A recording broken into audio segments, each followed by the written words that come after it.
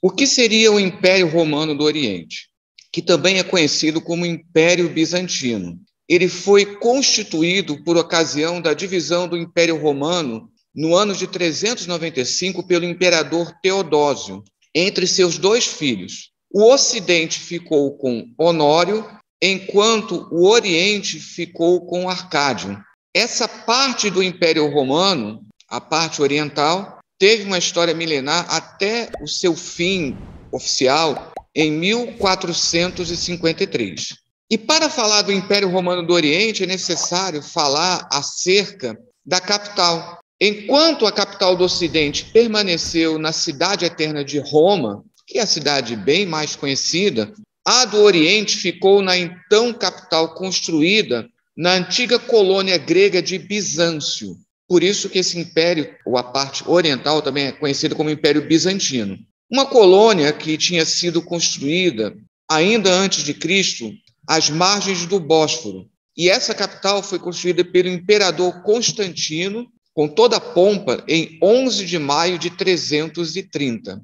Essa nova capital, a proposta era substituir a antiga capital em Roma, por vários motivos. Essa nova capital, como é a substituição da antiga capital de Roma, ela automaticamente foi chamada de Nova Roma, para substituir, portanto, a velha Roma. Conta-se até um sonho que Constantino havia tido algum tempo antes, com uma velha senhora que estava morrendo, e ele entendeu que era Roma enquanto capital. Agora, embora ela tenha sido batizada de Nova Roma, ela é mais conhecida como a cidade de Constantino, já que ela foi fundada por Constantino, e daí Constantinopla, que hoje é Istambul, na atual Turquia. Até uma história bem interessante sobre o nome Istambul. Essa nova capital,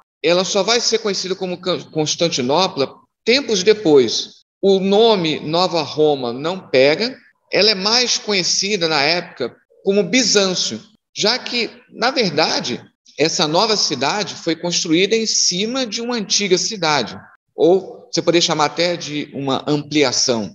Mas ela preferiu chamar ela apenas de cidade, a cidade. E em grego, quando se pedia para ir para a capital, se falava Eistompolis, para a cidade. De Eistompolis, Istompol virou Istambul. Vamos falar agora da identidade. Apesar da designação civilização bizantina por autores como Steven Hussman, eles, ou seja, os que habitam o Império Romano do Oriente, sempre se reconheceram e foram reconhecidos como romanos, mesmo no islamismo. Vide Surata 30, denominada no árabe como a Surata dos Romanos. O texto, na língua original árabe, fala romanos. Agora, literalmente está fazendo menção dos bizantinos, ou dos romanos do Oriente. Por isso, nós temos duas traduções que circulam do Alcorão. Uma fala de romanos e a outra de bizantinos, só para que possa melhorar o esclarecimento. Então, não haveria uma civilização bizantina à parte dessa tradição romana. E deve-se lembrar que, como império, tanto quanto o Império Romano, enquanto unidade, e mesmo depois da parte ocidental, era constituído por uma amálgama de povos de diferentes culturas e línguas. Ainda sobre essa questão da continuidade do Império Romano, embora essa parte oriental utilizasse o latim inicialmente, pelo menos até o imperador Justiniano no século VI, nós temos registros que Justiniano seria o último imperador a falar o latim. Mas se inicialmente se utilizava o latim, como era o padrão em todo o Império Romano, prevaleceu depois a herança da língua grega. Deve-se salientar que essa parte do Império, ela constituiu uma parte do Império Grego, aquele que foi formado por Alexandre o Grande. O primeiro grande divisor de águas foi a perda de territórios para os emergentes árabes nos séculos VII e VIII. com as invasões árabes e a constituição do Império Árabe, o Império Árabe foi formado por muitas partes que eram do Império Romano do Oriente, como é o caso do norte da África e boa parte do que nós conhecemos hoje como o Oriente Médio, incluindo o hoje território de Israel. Devido a essa continuidade, né, até o imperador Justiniano, inclusive usando o latim, Bury, num famoso clássico que ele escreve, ele diz que aqui você tem o Império Romano tardio, que não tem nenhuma descontinuidade com a queda do Império Romano do Ocidente no ano de 476. Essa é a tese do Bury. Então, você pode falar de um Império Romano tardio. Agora, segundo Brérier, um famoso bizantinista, o que acontece é que deixou de ser o Império Romano Universal, por ocasião das invasões árabes, e aí ele tem um território reduzido, prevalece de vez a cultura, a herança da língua grega, e ele passa a se tornar um Império Romano Helênico. Essa é a tese do Brérier. Mas, como diz Mário Curtis Giordani, que, diga-se de passagem, foi o único brasileiro a escrever uma obra, né, extensa, né, sobre o Império Romano do Oriente, ou seja, o Império Bizantino, esse império ele tem uma tríplice característica. Ele é um império que, ao mesmo tempo, é romano, ele é grego e ele é oriental. Grego quanto à língua, literatura e teologia. Isso aqui é bem importante, porque isso vai mostrar a importância para o cristianismo. Romano quanto à tradição militar e governo. Para se ter uma ideia, mesmo muitos séculos depois, quando já não havia mais nenhum traço do latim, o imperador ainda era aclamado pelo exército em latim, enquanto todo o povo aclamava em grego, que se tornou a língua cotidiana. E ele é oriental quanto à espiritualidade. Mais precisamente, o espírito do império era cristão. E esse é o ponto primordial, falar de um império cristão que foi constituído. Uma vez convertido, o imperador Constantino quis abandonar a pagã Roma e fundar uma capital totalmente devotada ao cristianismo. Lógico que a construção da nova Roma, ou Constantinopla, teve também uma questão logística. Roma acabou ficando muito distante, né, das partes orientais e ficava difícil administrar o império a partir de Roma. Mas houve também uma questão religiosa envolvida, necessidade de uma capital totalmente devotada ao cristianismo. Tanto é que essa cidade ela foi consagrada à Virgem Maria. É uma capital de um império cristão. Quando Constantino construiu a nova capital, o império ainda era único. Então, entre 330 e 395, não é Roma, e sim Constantinopla, a capital de um império que ainda é único, ainda não tinha sido dividido. Vejam que lá atrás eu mostrei que a divisão só ocorreu no ano de 395. E enquanto capital desse império único, Constantinopla foi palco da transformação paulatina do cristianismo, de uma religião perseguida, isso todos conhecem a história, né? Que foi Constantino quem determinou o fim das perseguições que havia ao cristianismo.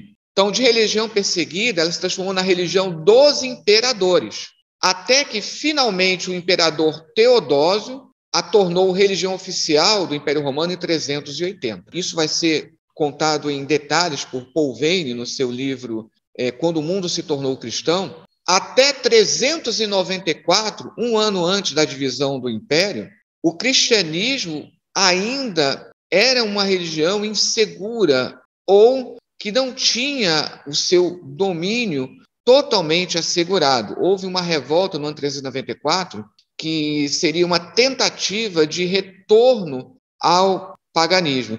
Nesse meio tempo, nós tivemos um imperador da dinastia de Constantino que tentou reimplantar o paganismo, ele se declarava totalmente pagão e não cristão. Então, nós temos um longo caminho. Primeiramente, muitos pensam que Constantino tornou o cristianismo religião oficial. Não. O cristianismo ele passou a ser uma religião privilegiada por ser a religião do imperador, mas o paganismo ainda continuava sendo oficialmente a religião do império. Porém, Constantino fez de tudo para privilegiar o cristianismo. Nós temos aquilo que nós podemos chamar de aparelhamento do Estado, um aparelhamento que foi paulatino para tornar o cristianismo uma força. Tanto é que os bispos, eles passaram a ter as mesmas condições, passaram a ter as mesmas regalias, né? E o mesmo tratamento de um senador do império. Então, o cristianismo foi ganhando cada vez mais força, até que no ano 380 ele se torna a religião oficial. Mas nos 14 anos seguintes, você ainda tem resistências de setores da alta sociedade que ainda se declaravam pagãs. Depois da tentativa frustrada no ano 394, o paganismo passa a ser apenas uma coisa escondida e, mesmo assim, mais entre a população mais baixa. É importante como você tem um longo processo até que, de fato, o cristianismo se torne não somente seguro, mas passe a dominar todas as instâncias governamentais. Você tem uma estatização do cristianismo e, ao mesmo tempo, uma cristianização do Estado, e que vai se consumar no ano 395 com a divisão do Império. Com a divisão do Império, em 395, as duas partes são cristãs. Porém, esse sentimento de um império cristão vai ser muito mais forte no Oriente. E aqui vamos falar rapidamente da questão da pentápole, ou seja, os 5 patriarcados, aqueles que se tornam os principais centros do cristianismo. Constantinopla, ela fazia parte dessa pentápole, ao lado de Roma, Antioquia, Alexandria e Jerusalém. Mas observem, notem, apenas Roma encontra-se no Ocidente. Todos os outros patriarcados estão no Oriente. Ou seja, o centro do cristianismo era o Oriente. O cristianismo, de tal maneira, permeou o Império Romano do Oriente, as pessoas, na vida cotidiana, indo ao mercado, ao açougue, elas conversavam naturalmente acerca de teologia. Por isso, todos os concílios da antiguidade, os concílios, eram reuniões efetuadas para resolver algum problema teológico. Então, todos os concílios da antiguidade foram realizados nessa parte do império, conhecida como a Pars Orientalis. O primeiro concílio de Nicéia em 325. Vejam que só na capital Constantinopla foram realizados 3 concílios. Ainda vai haver um 4º, mas ele não é considerado um concílio ecumênico. Então, aqui eu coloquei todos os concílios tidos como ecumênicos. O 4º concílio de Constantinopla, que vai ser realizado no século IX, ele não é aceito pela Igreja Ortodoxa.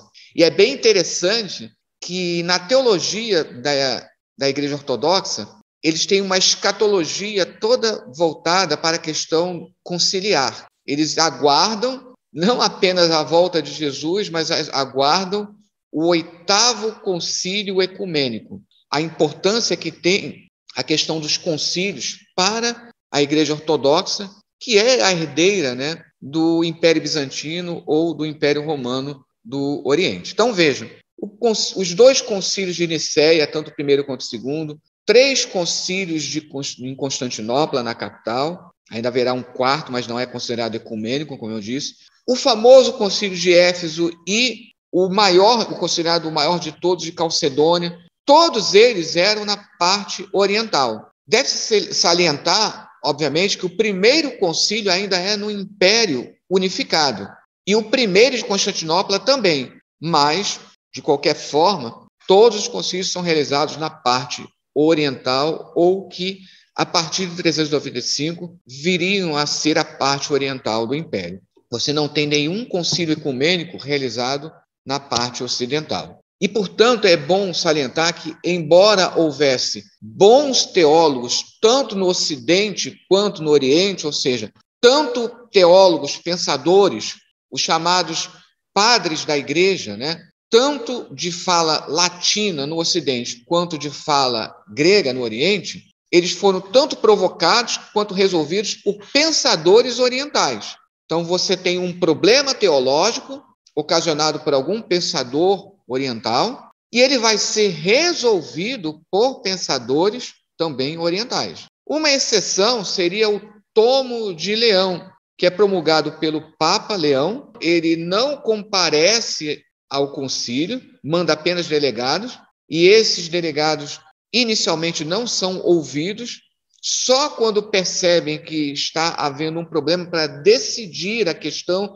das naturezas de Cristo, é que eles resolvem ouvir os delegados, né, do Papa, e esse Tomo de Leão é aceito, então, no Concílio de Calcedônia para resolver essa questão das naturezas de Cristo. Basicamente, a questão de que Jesus, ele é homem e Deus, isso implica em duas naturezas. Então, Cristo não tem uma única natureza.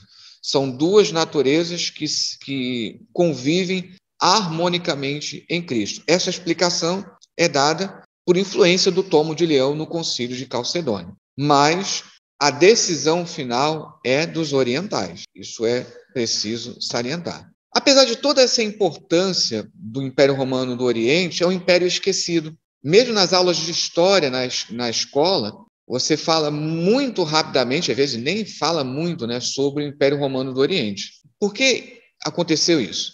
A separação entre a parte ocidental e oriental do Império Romano provocou paulatinamente a separação do cristianismo. Há quem diga, inclusive, que a separação do Império Romano em ocidental e oriental era ratificar, reconhecer uma separação que já existia de fato, mas agora passa a ser de direito também. Então, com uma diferença de língua, cultura, heranças, etc. e tal, isso vai influenciar no cristianismo. Então, você tem um cristianismo uma espécie de cristianismo ocidental e outro oriental. Havendo já sofrido a ruptura da ecumene com o nestorianismo em 431 e o monofisismo em 451, tá? Então, ao contrário do que alguns pensam, a primeira separação não acontece em 1054, mas é aqui. O nestorianismo é o primeiro que se separa do cristianismo. Logo depois vem o monofisismo, e aí, finalmente, em 1054, há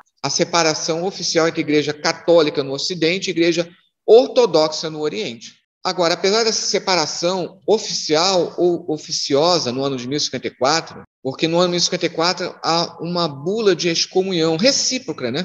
Tanto o Papa, ele decreta uma excomunhão do patriarca no Oriente, e o patriarca do Oriente, ao mesmo tempo, também profere uma excomunhão para o Papa. Então, não há uma separação oficial escrita, né, por escrito, mas há essa excomunhão recíproca e que provoca, então, a separação, de fato. Mas sempre houve tentativas de reunificação. Um dos pretextos para a convocação pelo Papa Urbano II da Primeira Cruzada, no ano 1096, ela foi convocada em 1095, ela vai se materializar em 1096 e vai até 1099. Então, um dos pretextos foi o pedido de ajuda feito pelo imperador em Constantinopla, decorrente da pressão ocasionada pela derrota em Manzikert, no ano 1071. Ou seja, entre outras coisas, o movimento das cruzadas foi influenciado por algo que estava acontecendo no Império Romano do Oriente, a pretexto de ajudar os cristãos no Oriente. Mas isso era apenas um pretexto. E isso fica bem claro na Quarta Cruzada. Então, na Quarta Cruzada, em 1204, os cruzados invadiram e tomaram Constantinopla, constituindo o Império Latino. Então, mais do que ajudar a parte oriental, eles queriam, na verdade, reafirmar o domínio ou afirmar o domínio, né, de Roma ou da Igreja Católica sobre o Oriente. E aqui nós temos, então, o segundo grande divisor de águas na história do Império Bizantino. Como, de início, os cruzados tinham um outro objetivo, um outro alvo, as tropas cruzadas, elas ficaram dentro de Constantinopla normalmente. Só que aí há mudanças de planos, né? E aí, como eles já estavam dentro da cidade, eles resolvem dominar a cidade, conquistam. Tudo isso também é ocasionado por disputas dinásticas em Constantinopla, não vou entrar em detalhes aqui. E podemos dizer que o Império Romano do Oriente, o fim, de fato, se dá aqui. Em 1261, a cidade foi retomada pelos bizantinos. E o Império Romano do Oriente foi reconstituído formalmente. Porém, ele ganha apenas uma sobrevida. Ele se torna um império muito enfraquecido. Ele é reconstituído aqui em 1261, mas ele é reconstituído e se torna um império fraco, até porque ele está sendo cada vez mais pressionado pelos turcos otomanos, que vai se tornando cada vez mais força dominante na região.